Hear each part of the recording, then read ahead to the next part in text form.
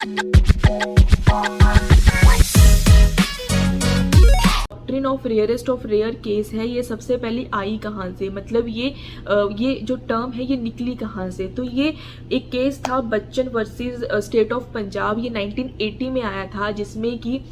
हमारे जो supreme court है उन्होंने ये डिसाइड किया था कि जो डेथ पेनल्टी है, उन्होंने ये बात बोली थी कि जो डेथ पेनल्टी है वो सिर्फ रेयरेस्ट ऑफ रेयर केस में ही दी जाएगी, उनका ये ओपिनियन था। हालांकि रेयरेस्ट ऑफ रेयर केस का स्कोप क्या था, मतलब उसके अंडर कैसे मैटर्स आएंगे, किस तरह से उसको देखा जाएगा, क्या उसका टेस्ट करना पड़ेगा रेयरेस्ट ऑफ रेयर केस में आने के लिए, वो सारी चीज़ें उसमें बताई नहीं गई थी, वो सारी वैसे ही छूट गई थी। बट उन्होंने सिर्फ ये ओपिनियन दिया था अपना कि जो डेथ पेनल्टी है वो सिर्फ इम्पोज की जाएगी रेयरेस्ट ऑफ रेयर केस में, वहाँ से ये टर्म चलती है रेयरेस्ट ऑफ रेयर केस। उसके बाद जो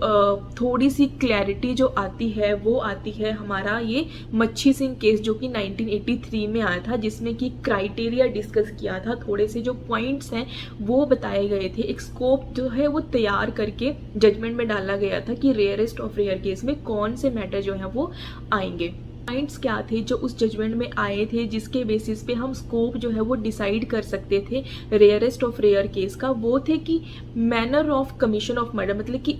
मारने का जो तरीका था वो क्या था। तो रेयरेस्ट ऑफ रेयर केस में एक एग्जाम्पल ये आ जाता है उस मैनर में कि मान लो आपने किसी के घर को आग लगा दी इस इंटेंशन से कि जो बंदा है अंदर वो जिंदा ही जल के मर जाए, वो रेयरेस्ट ऑफ रेयर केस में आएगा इसमें। या फिर किसी को पीसीज में कट करके, जैसे रिसेंटली अभी एक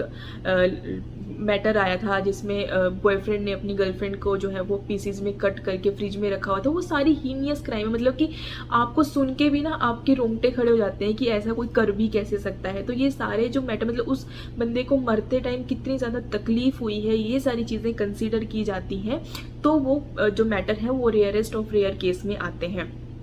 उसके बाद देखा जाता है motive for the commission of murder, मतलब कि उसका मोटिव क्या था उसको मारने का। एक तो है कि चलो वो उससे अचानक से मर गया, सेल्फ डिफेंस में मर गया, या फिर चलो अगर उसने प्लानिंग भी करी है तो उसने गोली मारी वो मर गया, वो माना जाता है कि चलो क्राइम उसने किया है, मर्डर उसने किया है। लेकिन वो रेयरेस्ट ऑफ रेयर केस में तब आएगा जब उसका मोटिव सिर्फ और सिर्फ खुद को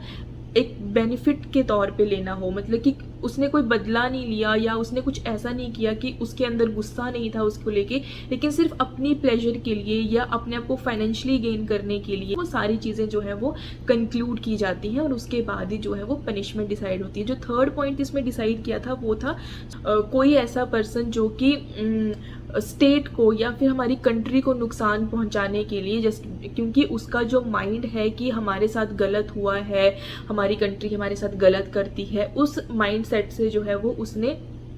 कंट्री को नुकसान पहुंचाने वाला जो क्राइम किया है वो रेयरेस्ट ऑफ रेयर केस में था, मतलब आर्म्स उसने उठाए हैं कंट्री के अगेंस्ट, इस तरह का कोई क्राइम है वो भी रेयरेस्ट ऑफ रेयर केसेस में ही आता है। तो जो नेक्स्ट पॉइंट है वो है मैग्नीट्यूड ऑफ द क्राइम, मतलब कि ये देखा जाता है कि उसने एक मर्डर नहीं बल्कि मल्टीपल मर्डर्स किए हैं, मतलब एक के बाद उसने जो है वो बहुत सारे लोगों को मारा है, और उसके पीछे उसकी इंटेंशन क्या थी, उसने क्यों ऐसा किया। तो ये सारी चीज़ें जो है वो कंसीडर की जाती हैं जब आप डेथ पेनल्टी जो है वो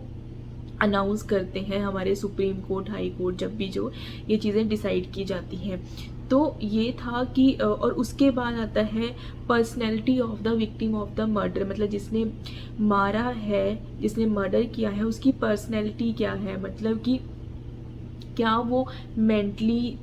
डिस्टर्ब तो नहीं है, या फिर उसका जो जिसको कहते हैं ना साइकोलॉजिकली वो ठीक है या नहीं है। तो ये सारी चीज़ें, या फिर वो कहीं सोशली इतना ज़्यादा खुद को पिछड़ा हुआ ना फील करता हो कि जिसका वो बदला लेने के लिए ये सारी चीज़ें कर रहा है, या उसकी पर्सनैलिटी जो है वो, या तो वो छोटा है अभी, उसकी एज भी नहीं है, मतलब कि उसको ऐसी पनिशमेंट दी जाए। तो ये सारी चीज़ें जो हैं वो कंसीडर की जाती हैं जब एक डेथ पेनल्टी जो है वो डिसाइड की जाती है।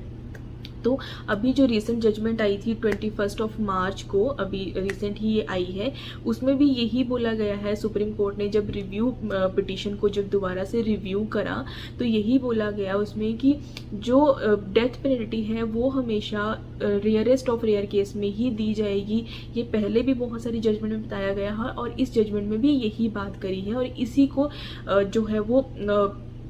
जो रेयरेस्ट ऑफ रेयर केस की जो डॉक्ट्रिन है उसको ध्यान में रखते हुए जो है वो सुप्रीम कोर्ट ने इस जो मैटर को है वो रिव्यू किया और देखा कि क्या और पनिशमेंट जो है वो दी जा सकती है विक्टिम को। अगर ऐसा पॉसिबिलिटी होती है तो आप डेथ पेनल्टी ना देकर उसको लाइफ इम्प्रिजनमेंट ऐसी वाली दे दो कि वो वैसे ही उस चीज़ को लेके बहुत ज़्यादा उसको पछतावा हो और सोसाइटी में एक एग्जाम्पल भी सेट हो जाए, कोई ऐसा क्राइम ना करे दोबारा। और साथ में जो है वो जो उसने क्राइम किया है वो और उसकी पनिशमेंट जो उसको मिली है वो चीज़ें इक्वल हों, ताकि राइट ऑफ लाइफ या फिर राइट ऑफ इक्वालिटी इस चीज़ को भी ना इन्फ्रिंज करे। तो हमारा कॉन्स्टिट्यूशन के भी कुछ आर्टिकल्स हैं जिनको ध्यान में रखना पड़ता है। उसके बाद हमारे जो मर्डर की पनिशमेंट्स हैं उनको भी ध्यान में रखना पड़ता है। तो ये सारी चीज़ें जो है वो एक रेयरेस्ट ऑफ रेयर केस अगर बनता है तभी उसको डेथ पेनल्टी दी जाएगी, ये हमारे सुप्रीम कोर्ट का मानना है। और आई होप कि आपको वीडियो थोड़ी सी यूज़फुल ज़रूर लगी होगी और आपको थोड़ा सा ये अंदाज़ा हो गया होगा अब कि